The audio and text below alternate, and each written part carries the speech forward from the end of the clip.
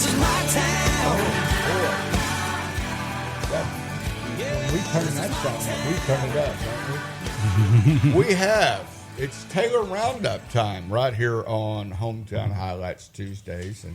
And Jerrod is here because our buddy Daniel Seguin is off on assignment this morning, which really ruined my whole day of giving him a little grief about an issue that we'll just leave it alone because nobody's here that you know it's going to work for anyway. But we do have the number two as far as first responders go.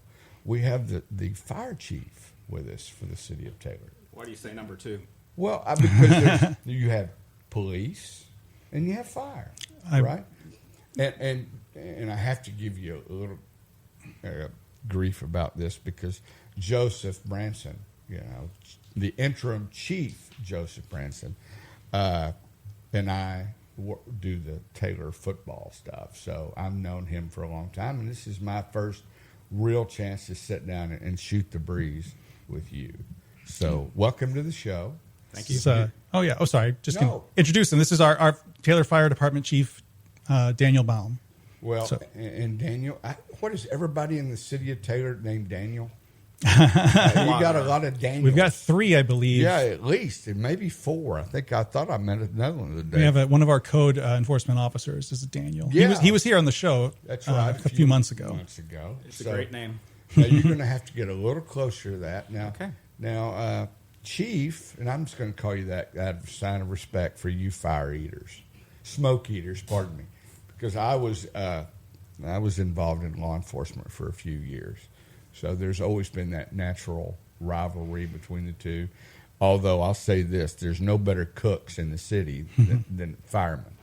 Fair statement. The fair statement. Every time I've been but you're kind of thin. You know, what are you on the keto diet or something over at your station?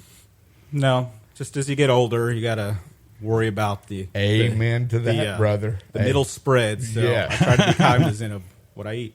It does always smell. It does always smell good when I go into the fire station. Let me tell you something. You want a lasagna? Go to the fire. Go to one of the firehouses. They know how to make lasagna. They do, and they also know how to get out there and help. Because the role of a fire chief, the role of the fire department is no longer just fires either. I mean, you roll out for automobile incidents. You're blocking traffic with those massive trucks. Yeah, pretty much if it's an event that doesn't involve a crime or somebody pointing a gun at you, people call the fire department. So medical calls are a big proportion of what we do, about 65%. Fires, hazmat incidents, car wrecks. You told me before we got started today that you moved down here from the East Coast. Correct. Right? Right. What made you decide Taylor's the place I want to be? Well, first of all, Uncle Sam brought me down here. So when I was in the Army, I was stationed at Fort Hood. Okay. All right. Makes sense.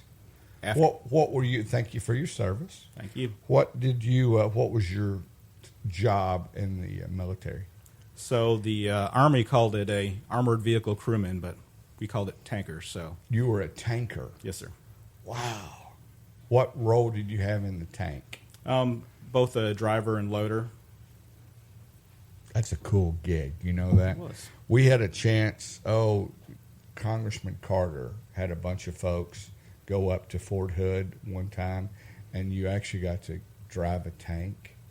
And there's a place somewhere in Texas where you can go drive an Abrams somewhere. Is that the same one where you can drive like a backhoe? And yeah, things? all that stuff. Yeah. I think. Yeah, you can drive it. So you retired out of the military, and how did you become fire chief? So after I got out of the military, again, stationed at Fort Hood, decided to stay in Texas because why not? I mean, see, I like the way you think already. The day after I got out of the Army, I started a job with Dell Computers in Round Rock. Sure. They hired me. I had a job offer from them 6 months before I got out. So did how the many IT years thing. ago was it? I should say how many splits ago? You remember that line? Yes. If you worked at Dell Computer, they didn't ask you how long you worked. How many stock splits had you been there?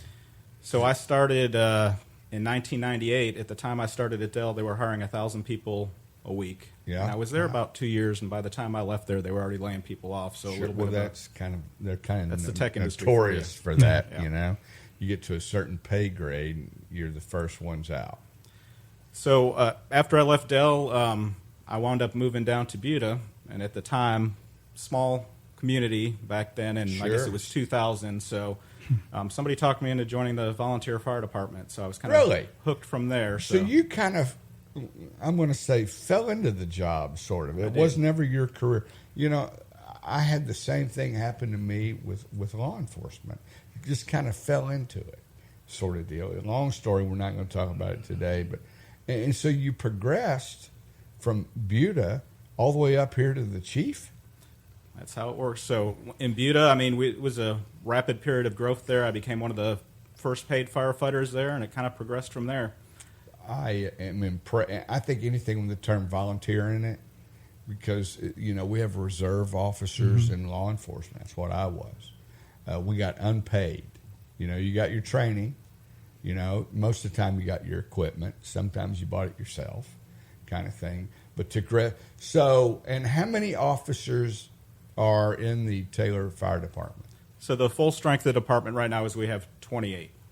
28 full staff. Okay. So of those, 24 are firefighters. And you just got a shiny new truck. We did. I wanted to ask this, and I'm glad. Thank you for bringing it. Why do they call it a push-in event? Push in the fire truck. Where did that relate from? So that relates back to going back to the 1800s when fire engines were pulled by horses. Okay. So when they got a new engine, which was basically something that was towed behind a horse, they would push horse-drawn trailer. They would push it back into the station as the ceremony for getting a new engine. Right. I never understood those old. If you look at all that old fire apparatus, originally you had a boiler that created the pressure, that created the water. So you're bringing a fire to the fire, basically, right? Well, that's where the term fire engine comes. The original fire engines, once they were no longer hand pumped, it was a steam engine. It was like a boiler on a train. So that's why they call it a fire engine. Man, the knowledge. I did not know that. First of all, I just want to point out, for those of you that are listening today, the knowledge that you garner from this segment of this show is just incredible. Thank you for that. You're welcome. And also, that's why the person that drives a fire truck is still called an engineer, to relate to an engineer on a train. Well, I think we're done with this interview. One thing I've seen, and I've never seen before on a ladder truck, is blue LED lights. That's pretty cool. Yeah. Well, LEDs make life easy, so you can do them in any color you want. But yes, a lot of times the ladders currently have LED lights just so in the dark the firefighters can see where the rungs of the ladder are when they climb the ladder. Chief, let me ask you this. What's it in Taylor, Texas, in the fire department? What's a week look like, or a day look like normally for you? For me? Yeah, for you. Meetings. Yeah. All day, every day, pretty much. But right. Meetings, I mean, I go to major incidents because in a smaller department, the chief has to still go to calls because... all hands on deck? You don't... Exactly. You're the incident commander when you arrive, right, and all that? Depending on the size of the incident. Not typically, but there are times that I need to be. I guess the most recognizable recent event that you've had to deal with was the fire at the old museum. The Dickie Givens Center, Givens Community Center, right? That's one. Probably my most memorable incident since I've been here was the fire we had at Durcon, which I believe was in 2021. Sure. So. Right. I remember that. So where is how many stations? So currently we have two. So the one just a couple blocks away from us and the one on the loop by the airport. And hopefully in the next few years we'll have a third one. And where are you looking for that one to be? On the FM 973 corridor, general area. Do you clock response times and things like that? We do. And what's a normal response time for the department? Say the average is about 7 minutes. Okay. So again, that has to do with proximity to the fire station. Sometimes it's going to be a lot less. Sometimes it'll maybe more. Now, we have this event this weekend called Taylor on Foot, right? And we're going to District 1. this weekend. Are you involved in those when that happens? Yes, I've participated in those before. And, do you? And I live in District 1. So. Okay. Well, so what do you talk about when you go out to those things? Is it like people want to talk to you about, well, that lot has got a bunch of overgrown stuff on it, and that's a fire hazard, and all those things? Honestly, for most people in the community, the fire department's not the first thing they have questions or concerns about, which I suppose is a good thing. But it's a great thing if you're looking at, Taylor wants to know kind of thing. You appreciate that. But and we talked about the fire department responds to automobile accidents, right? Yes. Why? When did that start, and why do you do that? When it started, I would guess. Fire departments took on a role in the EMS world in the 70s. The old show Emergency, Johnny and Roy. Oh man! So I remember that shit. Thanks. So really, Squad 51. Squad 51. In fact, our newest truck we actually call Squad 51. Jerrod just looked at me like I have no idea. It's a little before my time. A little before your time. Not our time though. But that show, I love that show because for being a TV show, it's actually pretty accurate, and for its time, it really was groundbreaking. And not everybody. So every truck is equipped with an EMT tech. Is that all of our firefighters are certified as EMTs, and we have a few paramedics as well. Okay, and the reason why you go out because do we have an ambulance service here as the fire department? It's Williamson County, so the county runs the ambulance service. And are they co-housed with you? Not co-housed with us, but they do have 2 stations within Taylor. Okay, but they're not co-housed with us. All right, but all your firefighters are EMT certified. Correct. Okay, and when a call comes out and where's the biggest? And I guess I already know this. The loop out by the high school is probably the number one traffic incident related.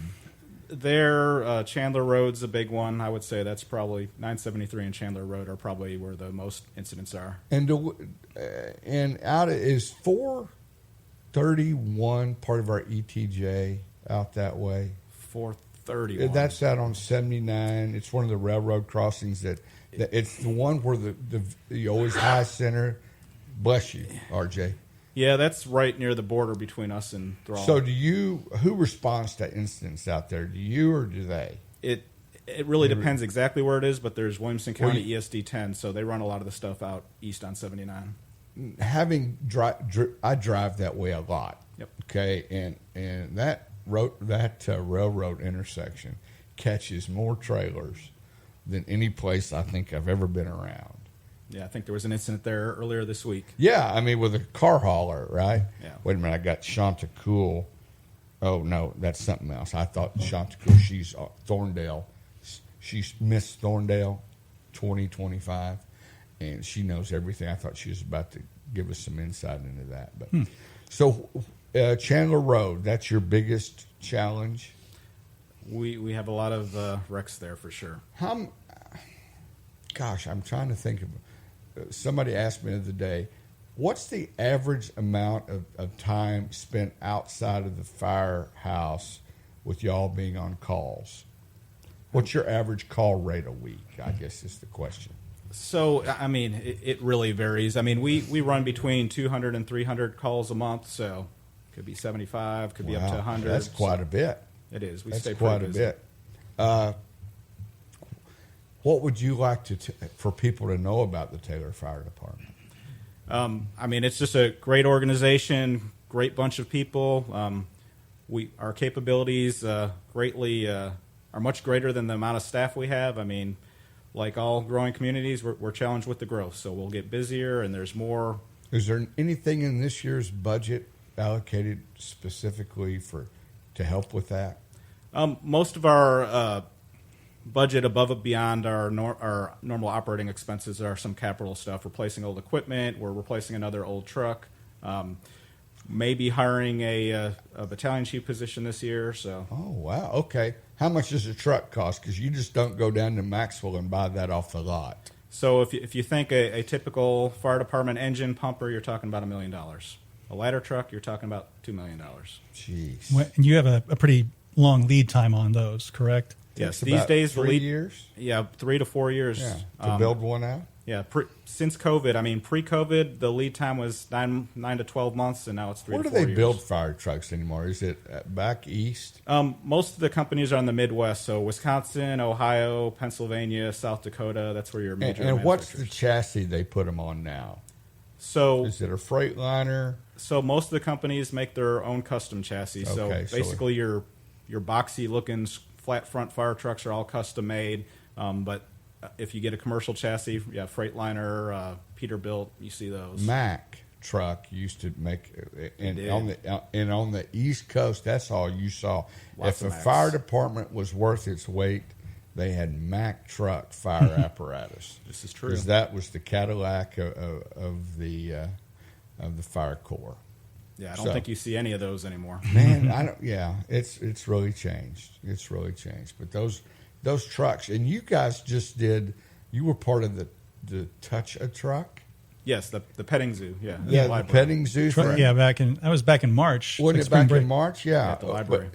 But, there's another one that was coming up, isn't there? Oh, there's an open house coming up, but they do the spray downs as well during the summertime at Murphy. At Robinson Park. Right. And there was one at the library as well. It looked very fun.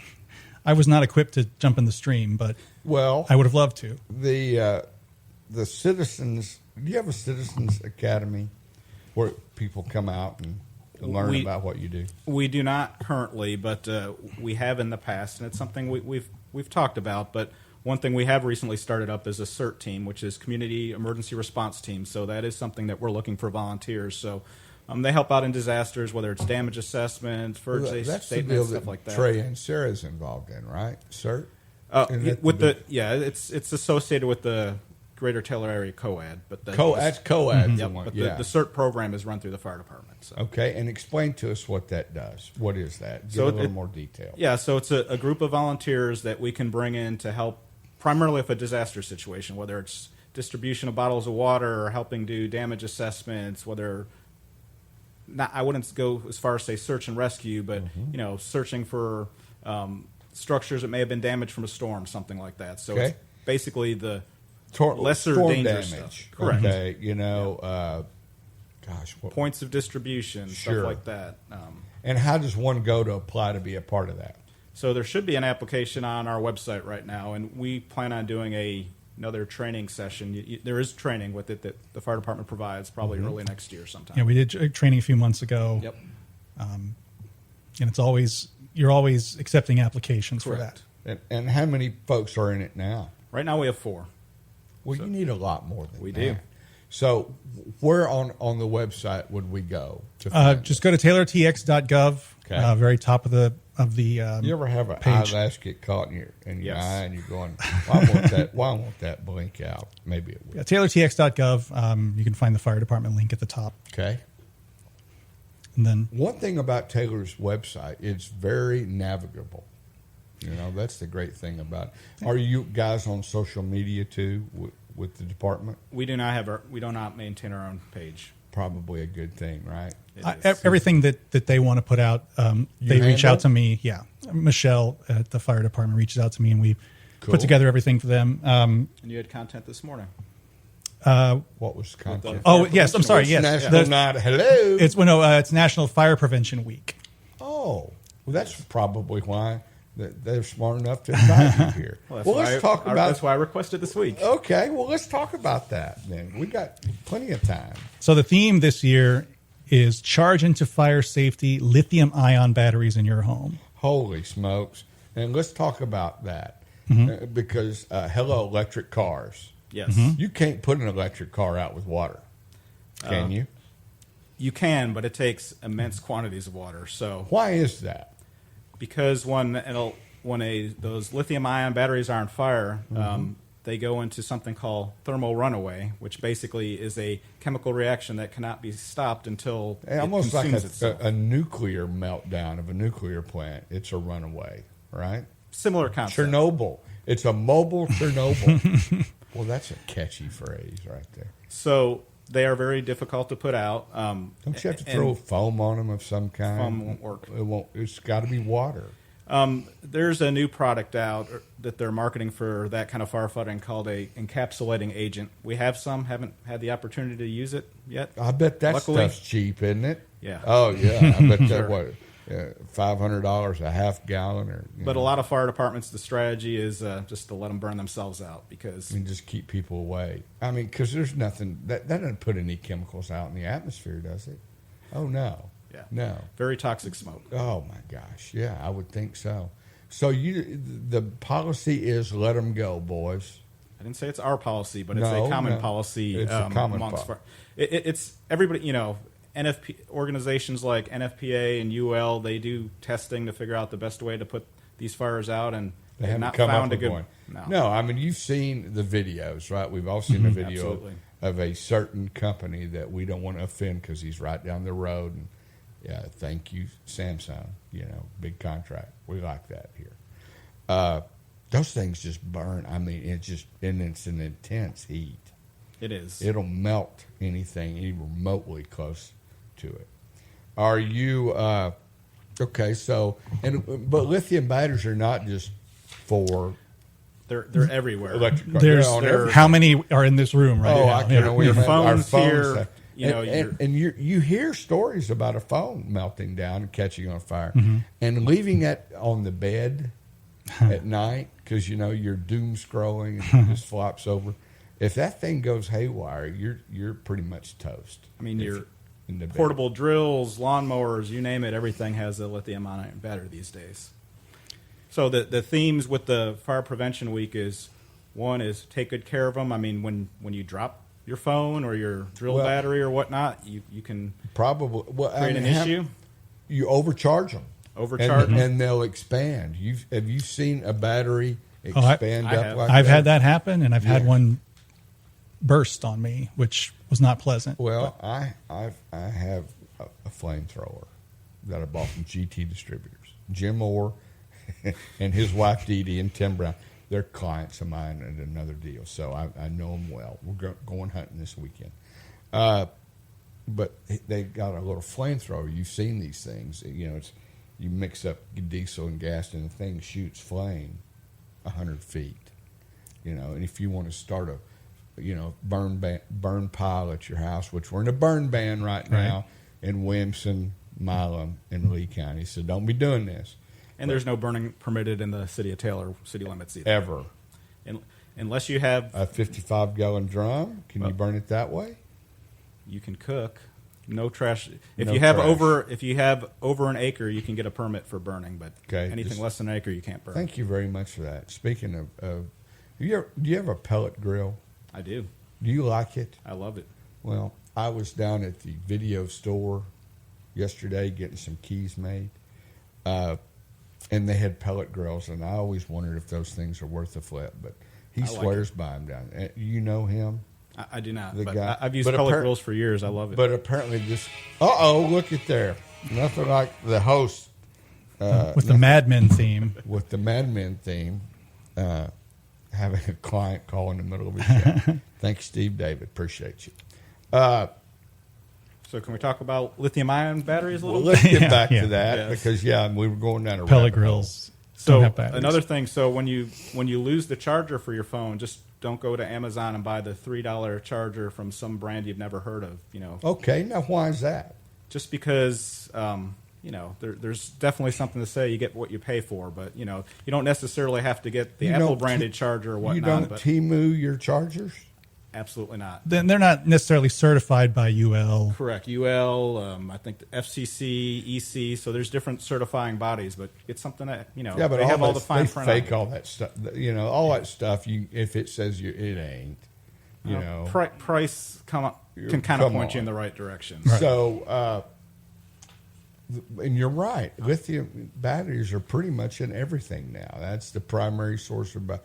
Even regular batteries, from brand name companies, they talk about lithium power. Right. So another place you're going to see more batteries these days are backup batteries for houses, energy storage systems. Well, that's right, because there's a power wall made by Tesla, right? Mm-hmm. And sure. And there's other companies on the market as well. Well, the next question is going to be, how do you dispose of them? How do you dispose of these batteries? So for regular batteries, like say your drill batteries and stuff like that, and I did a little research on this because there's not a lot of good answers, but Home Depot has boxes where you can dispose of lithium-ion batteries. I believe the landfill there on Chandler Road will take some household lithium-ion batteries, but not in your trash in their recycling center. And those things last forever, right? That's not anything that breaks down and all that. There's no recycling for lithium batteries at this time, is there? There is, but it's very expensive, so not too many people do it. Right. So interesting. It's a problem that there's not a lot of good solutions for yet. And look, a lot of people, what are they going to do, right? They're just going to chuck them in the trash can and all that. And then, so the trash truck comes around and something causes that battery to spark. Yep. Maybe something metal touches both ends at the same time, heats up, away it goes. Does that happen? Yes. Do you see that around here? I've seen it a few times, yes. Okay. So what do we do to prevent that? I mean, education, but honestly, the batteries are so prevalent, there's always going to be incidents, unfortunately. Where I live out in the country, the fire department sometimes does these recycling events where you bring your stuff to the department and they'll help dispose of it for you, like recycled oil, that kind of thing. Does Taylor do any of that? Do you do any of that? We do a community-wide cleanup. We partner with Waste Connections. Oh, Waste Connections. And we do. There are some restrictions. I'm not sure if batteries are on that list or not. It's typically like household waste. Is like. Well, now you understand why that on an airplane they're so fanatical about asking you about lithium batteries, and a lot of these dang suitcases now have a battery in them. Oh, the battery backup. For charger. You charge your phone through your suitcase, and that's why they're so, because those things have caught fire and started smoking in an airplane, and I don't necessarily want smoking luggage in my airplane. I don't think anybody. Agreed. That's a bad. That's a bad look. Smoke in airplanes. I can't believe people used to smoke on airplanes for one thing. But I'm old enough to remember that. I do remember that too. Yeah, for sure. There were ashtrays. Yeah, and I remember my father liked cigars. So you talk about a plane full of cigar smoke. That's a cloud. Yeah. Okay. Well, you got your list. We got my list. One other thing for the fire department. The fire department is having an open house on Saturday, October 25th, same day as the car show. So you walk a couple blocks up to the station at 200 Washburn from 10 a.m. to 1 p.m. And they're going to have food, show off the fire trucks, some demos on safety and fire extinguishers. Do you offer CPR classes to the fire department? We do not right now. We offer fire extinguisher training. We do that's a good child passenger car seat inspections. We do that monthly and can provide seats for those in need. But we don't currently do CPR training. But the county does. The county EMS, does. So, yep. That's Russ Bowles'. But through EMS. Let's talk about fire extinguisher training, because I think a lot of people you're required to have fire extinguishers now in your house, right? Aren't you required to have at least one in that code thing? Yeah, I believe so any commercial building, apartments, they have to have them. For your typical single-family home, they're not required. They're not, but people have them. But people, they buy them thinking, well, I got this, check the box, right? But they'd have no clue. And, it goes back to that flight or fight. Absolutely. When something like that happens, you don't know how to react. The fact that you're offering those, and that would be a great video, by the way. Oh, of course. For you. I'll be around on that day making my rounds. That would be a great video to have on the website and social to show people because we all know November's coming up, and what happens in November? The turkey frying. Everybody, everybody wants to, fry their turkey, which I find disgusting. But it's kind of like three-wheelers. Remember when three-wheelers were all the rage? Absolutely. And how many people got hurt on a three-wheeler? So they went to four wheels. Yes. Which makes perfect sense, right?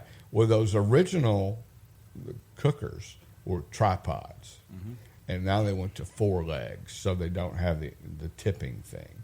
But still, you still see and hear the horse. Yeah, the frozen turkeys, flash fires, things like that. Because grease and water do not mix.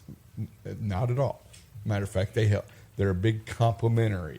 You want to make your fire bigger? Throw a little water on it, right? So in fire extinguishers, you got all these different ratings for all these different kinds of fires. I think that would make some wonderful knowledge for people. And I think one of the things that you can buy them everywhere now. We have some in our house. We have the more traditional kind in the cans, but they do expire. They do. So you need to make sure that you are not.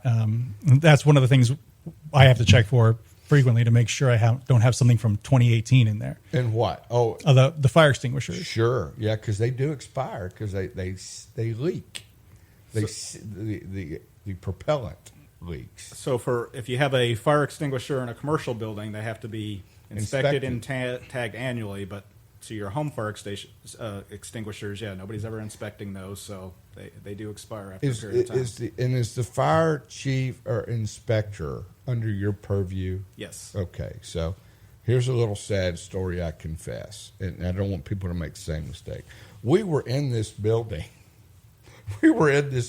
Set up as a radio station for about a month before I remembered to call and get an inspection from your folks. Now, luckily, we passed with flying colors because we're not idiots around here. But if you are in the process of opening your business here, go ahead and get that certificate of occupancy.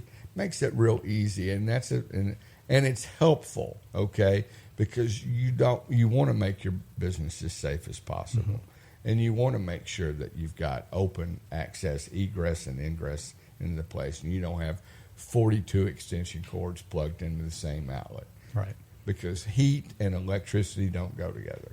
Much like lithium batteries. Heat doesn't go well. Have you ever used a fire extinguisher? I have. I have too. It was kind of shocking to have to use it the first time. So I think it's important to learn.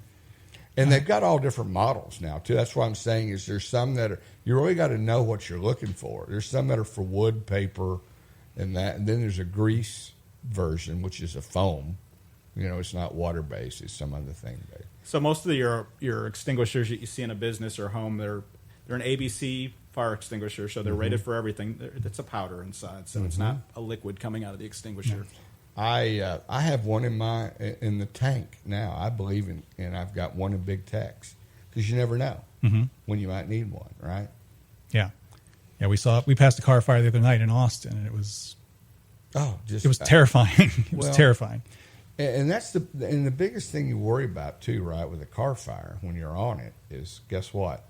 There's an accelerant, and it's usually got about 15 or 20 gallons in it. And when that thing wants to go, it goes. Well, never mind that most of the content of a car is plastic, which is a hydrocarbon, which burns just like the fuel does. Just burns like a son gun, doesn't it? Anything else we got to talk about this morning, Jim? Yeah, we have, as we mentioned earlier, we have National Night Out tonight. 6 p.m. to 8:30 p.m. Chief, where are you starting? Which one are you going to first? I'm not sure yet. Yeah, me either. I got to figure all this mess out. We do have a list with the boss tonight, so whatever his priority is. Yeah, we do have the list. Who's the boss? Hang on, I want to go back. Pardon me? Who's your boss? The city manager. Oh, you're going to ride with him? Yes, he's going to ride with me. Oh, he's right. Oh, look at that. Is Tyler going out tonight? I'm sure he is. Yes. Who's he riding with? I don't know. He probably not with me because I'm going to be around taking photos and things. Well, but Joseph and I were supposed to hook up and ride around together for some. Then I got to run to Rockdale. Yes, we have that. We have a list of the block parties on our social media. And there's a lot of, and I know because our Constable Paul Liao, Constable Liao. Yes. He's got a list of like 100 in Precinct 4. Wow. That's a lot to get to. You better divide and conquer. Yeah, it's only 100 and it's only 90 minutes, so I don't know how long. No, it's 2 hours. Sorry, you're right. 6 to 8.